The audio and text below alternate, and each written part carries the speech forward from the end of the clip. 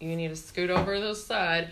What is up, everybody? Oh, what's happening? Yeah, it's me, your girl, Auntie Chardonnay, a.k.a. Sarah Herring. It's funny how actually now a.k.a. my real name is like the a.k.a.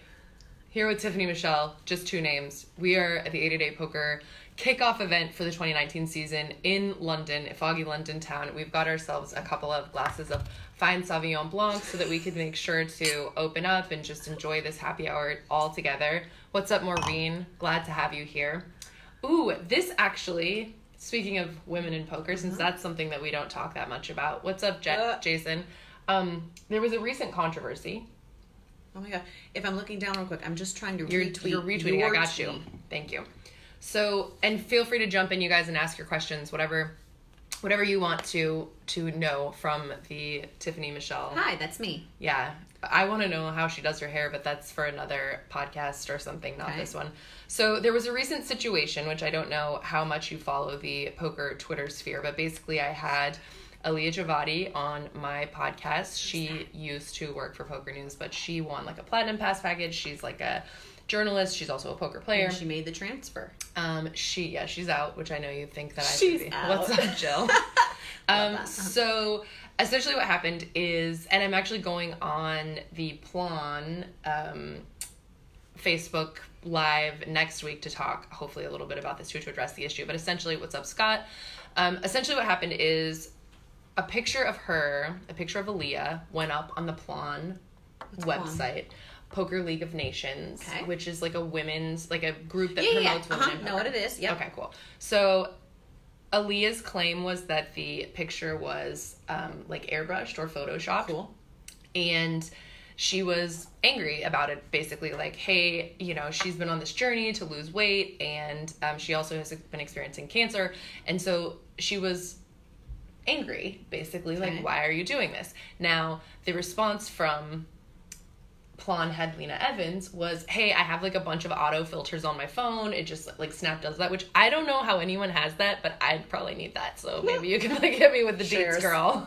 And also, you know, I said to Aaliyah, like, sometimes like I appreciate it if someone does a little Photoshop and like cleans it up. Most people are pissed off if somebody posts a picture and haven't looked at like, how can I make you look your best? Because that's just the culture we live in. Okay, totally agree. But so basically Aaliyah posted, hey, like this pisses me off, and you know, in this culture of trying to promote women, I don't appreciate this. And there was a huge kind of lash back on Twitter, basically supporting Aaliyah and saying, yeah, you should never be putting this type of thing on someone else. You shouldn't be using filters and trying to make people look like some type of way. Anyways, the whole poker world was up in arms. It's all about like, how do we really promote women in the game, yada, yada. So I wish she was my ex. Like, I'm trying. Why do you think I'm doing this interview in the hotel room, you guys? Let's get serious. I am married, but hi, Ruth Hall too. BTW, welcome, Kelly. So give me your thoughts, your perspective. You know, as a woman in poker, I feel like it's a really mixed bag.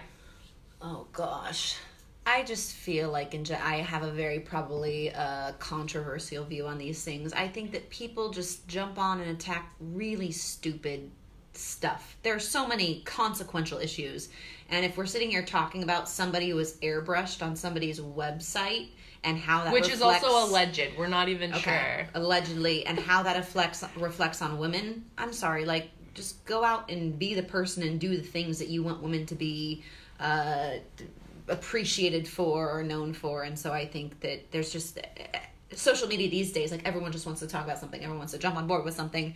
So I think it's very inconsequential, and if anything, I'm very much an optimist, where I'm like, that's so nice that someone was trying to make you look your best, because had somebody posted an ugly picture of anybody, they'd have been like, that was so rude of you, and why are you trying to ruin my career? Like, there's just always commentary. And if you're asking how to best promote women in poker, gosh, I honestly have to say, like, candid confession, Sarah, I feel like I got a little bit burnt back in my heyday in poker, because there was just instantly so much weird pressure put on me to be like this role model and this ambassador for like women in poker. And I was like, wait a second, I'm literally just a girl playing like poker in my local casino. Like, I didn't sign up to be like the face of this or the face of that. And so I think it's kind of weird. So you're pulling the old Joe McKeon on us, are you? For me personally, it's I think Marie Ho's a great example of somebody who has chosen to be an ambassador of the game, and she speaks about the game, and she has taken on the role of, I am a female in the game, and I want to talk about advancing the game, and I want to talk about women in the game. I think if you've chosen to take on that role, then great, and like, let's look to those people, but also like, let's not put the pressure on somebody who maybe didn't sign up to, realize that every single thing they say or do is going to be scrutinized, and now they're going to be taken as like, you're the ambassador of the game, why did you say and do that, when it's like, oh wait, I'm like 22 and I'm just like playing cards with my boys. Like, I'm just a person. Yeah. So, but if you're asking how to promote women in the game, I don't know. Part of me controversially thinks the more we talk about women in the game, the more we're making like women in the game this like weird contrary thing that means like we're not just there and we don't blend and we're not like involved. Although I know that there's, certain issues that need to be addressed and spoken about. But I don't know. I think that I don't think there's going to be this huge influx of women in poker, because I don't think poker innately is something that appeals to most women. I think that the women that get into poker, look at the Lonnies or the Marias or the Vanessa Selbst, I think like you can't compare any single one. A Liz Liu, an Erica Schoenberg. You can't compare any of these women. Like, they're so different. There's like the hot girl, there's the lesbian girl, there's the like super tomboy girl. Women are so diverse that like, how do you bunch them into one gender and say like, how do we promote you? I think that women who want to be in the game get into the game. I think they're continuously like growing in the game and like kicking ass, but I just don't specifically feel like it's like my goal in life to like promote women in the game. I think that anybody that wants to like come talk to me about poker or have a conversation, yeah, let's have it. And I don't personally love like the gender divide of like, let's talk about women, let's talk about men, no, let's just talk about poker. That's my thing. I think Dave's like spot on when he says this is the same person, because actually that's literally what I say every single time. Like, I'm just like, I like the joke at the beginning where I said like, we should talk about women in poker, because that's something that doesn't get talked about enough, is kind of like my thing too, where yeah, I feel like that. But actually it's interesting, you brought up a point that I think is also worth talking a little bit about and reflecting on, especially at an event like this and with certain players. But I don't want to skip and miss, Richard gave you a very nice compliment. Doug, we know the lighting sucks. Like, believe me, we're like doing the best we can with what we're working with. We're just lucky here that like the Wi-Fi is good in this moment of lighting. We have been fighting this whole situation. Good looking out though. Thank you. But what's up, Russo? I wanted to shout out to Tiffany Danielle, because I feel like you guys should be friends. Tiffany Danielle and Tiffany Michelle. Oh my God. Goes Sisters. together. What's up, William Kassouf, my boy? And yeah, Nathan, Tiffany in fact did work for PokerNews, but this was pre my era. As we discovered earlier I'm like today. the grandmother of PokerNews. Yes. Oh my God, can we make that a thing? Can we make that my Yes, like, you're the G-mama. You know how like Doyle Brunson is the godfather of poker? Yes. Can I be the grandmother of PokerNews? 100%. Yeah. And I will just be that like that haggard side bitch that stayed on for like way too long. But just kidding, guys, just kidding. But that's what people have been saying to me lately. So something that you addressed that I think is interesting is this idea also of being an ambassador, which of course we were talking a lot about a few years ago, the Joe McKeon time, kind of the Ryan Reese time. A lot of players, as they get older and like mature more, not only in their game but in their themselves, ultimately decide to take on this role of ambassador. But I also think it's really interesting, for example, having Chris Moorman and Martin Jacobson be ambassadors for 888 Poker.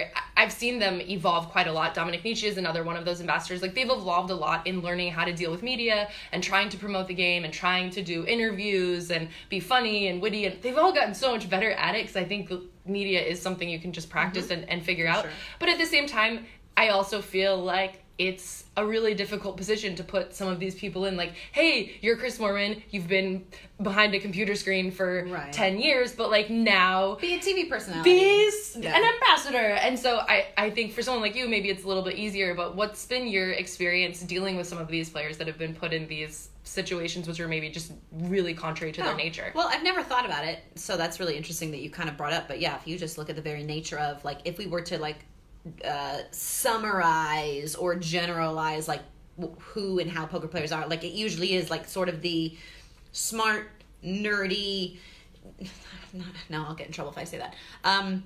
The Twitter sphere can go crazy. We need to give them some fodder. Smart, nerdy, like basement guy that like is super about games and about strategy and sits there, and it's like they're not huge, gregarious, sanguine personalities. They're guys that are like gamers, and the very fact they can be specific and quiet and strategic lend to the fact that they end up becoming like these amazing poker players. So I think it is interesting to conceptualize how a lot of these poker players that aren't the kinds of guys that are looking for the limelight. Like, if you become an actor, clearly we understand like what it is that you're going after.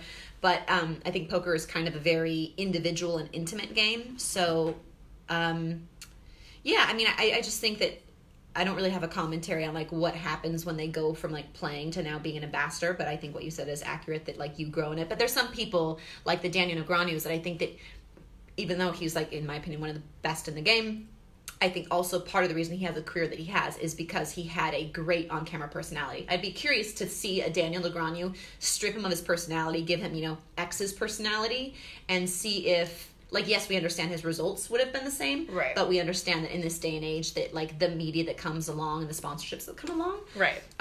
So I'd be curious to see if Daniel Negreanu didn't have his personality, if he would have as big of a career, because, yes, we've learned that when you are able to capitalize on all of the media opportunities and being a good on-camera presence, which, you know, part of why my career blew up, in addition to, you know, breaking some records of the World Series, just simply had to do with the very fact that I was just breaking some records of the World Series. Like, just throw that in the had to do with the fact that I was marketable. Right. So, okay, so you brought up Daniel Negreanu. Okay. So I feel like this is the other most recent controversy, which I'd be interested in. Is this like how did I get signed up for like the live, like the controversy live stream with Tiffany Michelle? That's what it should be, because you're going to say controversial things too. Call the clock, controversial Here Tiffany we go. Michelle. Welcome, Kissy. You guys, this is Kissant. This is Tiffany's dog. If the dogs aren't allowed in this hotel, it wasn't my fault. They are. Okay, good. Okay, so you bring up Daniel Negreanu as an ambassador, which I completely agree with. He's someone that I respect quite a lot, and I appreciate, and I think he's fantastic. So this is the tweet that he put out for those who missed it. It's been deleted since then, and I think that's something I also really appreciate about Daniel, is he's always very vocal and opinionated, but he's also happy to have a conversation and argument. For sure. Yeah. And that's actually one of the more interesting things, which I'll show you later. But basically he said, the worst kind of poker player has the following traits: winner, slow, quiet, also miserable, nit, cheap, selfish, hater, complainer, negative. If you match all these categories, then you're probably a real treat to have at parties, but 2 of 5 is still bad.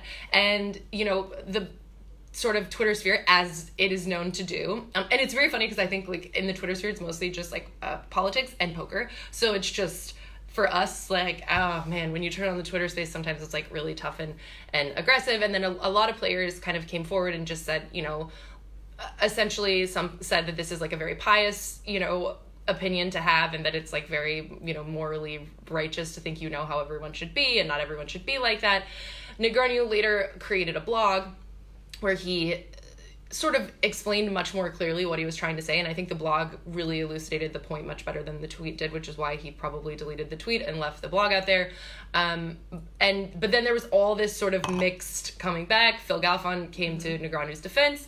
And more to what you were saying, Charlie Carroll came on and said that basically it was like people were bullying Daniel instead of just saying, I don't like your idea. This is what Daniel ultimately said, is like, I wish we could get to a place where people could say, like, I don't like what you think, disagree. Right. But, like, I don't hate you. Exactly. Like, the ad hominem attack thing is, like, terrible. But, you know, as someone who is an ambassador, what does it do to you what does it mean to you that someone can just say those type of things? Is it okay? Is it cool? Are you into it? Well, if you're not an ambassador, I think, like, I agree that you can say anything that you want, state any opinion, and be willing to back it up. Like, have a conversation. If somebody, I think it would be important, like, if you said, I don't like the color blue, and somebody being like, Sarah, that's the worst thing you could ever say. You're a and I bitch. think you're a terrible person. I would argue with you why I think the color blue is perfect. So I think it would be so much nicer if we could just discuss the issue. Although I do think at the point that you have taken on an ambassador role, it sucks because you do have to be calculated. If you're thinking, I'm always representing this, like, hierarchy or this bigger concept or ideal, you do have to be very calculated. But I think the reason we love Daniel Negreanu is because he's not calculated. He's very candid. He's very honest. He always says what he thinks. So if he stopped doing that, Kismet's, I'm sorry, Kismet's just, she needs some anti-shards. I got you a bobo. So, I don't know. I do think that ambassadors have a certain responsibility, probably to be a little bit more PC and be a little less controversial. Although, would we genuinely appreciate the ambassador that we think is always just, like, not trying to get into an argument? And I just think, I don't know, I think that social media sucks in the sense that everyone can have an opinion, and it seems more argumentative than a productive or not argumentative. Everyone seems virtue signaling, like, right? I'm a good person, you're a bad person. I'm a good person, you're a bad person. What do you call it? Virtue signaling? Yes. It's a great term. Virtue signaling. And that's mostly what the internet and social media can tend to go down to. But I think it's interesting too, because I also think in what you were saying about having so many different types of women and like how do we represent this many different types of women? Well, there's just also like a million different types of people, right? So for me, you know, I know a lot of people, it's very unpopular to like Mike Madisow. He's a very unpopular person. People don't like him for the most part. I think he's fucking awesome. Like, I think he's just ridiculous and like crazy, and he's just a very nice person. Everything. He's a very no, I know, and person. he's like come on my show and just been like you said, like he's just been really real and really raw. And for me, I appreciate that more than I appreciate being PC or being an ambassador or whatever. But that's just me, so that's what I'm into. So that's fine. But there's for every personality type, there's a different personality type, right, that they would feel attracted to. So, like, if everybody has to be the same thing, then we're only going to get the same people in the game, and that sucks, and that's not fun. And, Eric, what's up, man? It's good to see you. And, Daniel, you're right about the veganism whole thing. But, yeah, thank you guys for sure for joining. And also, sidebar, I know that Jamie Kurtzetter just recently accepted a vegan challenge, and there's a lot of vegan challenges going around. How is that a challenge? I'm sorry, you're not getting How much money would it take for you to go vegan for 1 year? Like, not a lot, because it's like it would be like a fun, interesting, easy. It's like these days, especially in LA, much is not a lot for you? There's so many great vegan restaurants. I mean, I'm kind of cheap, so for a year, I want to start. Most of my things start at $10,000, although a year is a long time. So, but because also, Max Silver is offering $1,000 like right now, but Bill Perkins offered $10,000 because it's not worth changing up my life for $1,000. And it also depends on who I'm talking to, because some different people that have more money, like, you know, will pay more just to see you. Like, right. So if you're talking to Bill Perkins, like you're trying to talk about, I start with any bet basically at $10,000, because it's just not really worth, like, anything less than that. Like, the money doesn't matter enough for me to like have to change or do something. God, that must be nice. And finally, what would you do? You do like $5,000 for a year? I mean, the veganism thing, like, I've already done that for a few years, and it was like, I really wouldn't want to go back, so maybe for me, 10,000 might be the start, but I might do it for less, I'm not sure. But let me ask you this then, because I was just at the Thirst Lounge, and John Party, shout out to John Party, he did get a tattoo of Kelly Minkin's name and her Twitter handle on him, and the bet started at $300. And shout out to my girl Catrific, because she like helped him kind of edge in for slightly more to $1,000, but he got this tattoo for $1,000. What a sicko, I know. How much would it cost for you to get my name? No, wait for it. My face, but a small one. Oh yeah, that's even worse than name. A name for like sure. Easy. A face Portraits is are like the worst. A very small but very cute picture of my face on your body. What would that cost? Again, I want to say 10,000, but I get the fuck out of here. I can arrange this. I can get 10,000 together. I think. Yeah, 10,000. I'm saying you should have started at like 100,000. Like a tattoo is really hard to get rid of. Like if you're talking about how much money in hand right now today, that I'd be like, yeah, that's a good I can go have a nice little splurge with 10K. I can like take some vacays. Like 10K for me, like 10K in hand right now is like, that's fun month. That's like good. It's the same amount for you to go vegan for 1 year as it is for me to get your face tattooed on your body for life. I was saying for the vegan, actually the vegan is, yeah, you're right, is easier. But I was just saying it would start at 10K. Again, I just said it would start, the conversation would start. It would depend on, can I put it like somewhere where I can hide it? Yes. What about a tattoo of Kismet's face? Oh. Maybe we're talking 10K. Faces are so bad. I might pop down to 5 because she's my dog, but also faces are so bad. Yeah, but we could get like Kat Von D or something. We can make like a whole Kat Von D did a tattoo on my back. I'm kind of with you, Jason, though. I feel like 10K for the vegan, but like 100K for a tat. Kat did this. Can you see that? Yes. See? Cool. She's hot. Just saying. All right, cool. Oh, for a kiss on the cheek, let's go. Let's pick out the picture. Let's figure out, Daniel, I want you to find the picture on the internet that you want, and let's get it going. I'm ready for this. This will be amazing. All right, thank you guys so much for joining us. We're going to head back to the event. We've got another starting flight. We had 2 starting flights today, and actually there's so many players you can see on our PokerNews stories, Insta stories. There's so many players that there may or may not even be enough tables here. Wait a second. If I'm playing the 6 p.m. flight, I might not be able to get in? Good thing you did this really fascinating and engaging Sarah. interview instead. They'll Follow me if you want to. If I'm able to get in the tournament now, in light of this news, I'm planning to play now, and you can follow me. I usually mostly use Instagram. I'm Tiffany Michelle everywhere. TiffNyMichelle. No, on Twitter you're like Tiffany, like without an I. No, everywhere I'm Tiffany Michelle because I want it to be congruent. When did it? There's something where you're like just TF.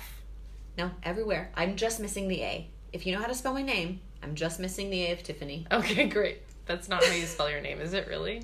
No, but it wasn't. My name wasn't available on the sites. Okay, that's fine. So that's why I'm Angie Chardonnay. I'm a poor man's version. I used to be Sarah Grant Poker.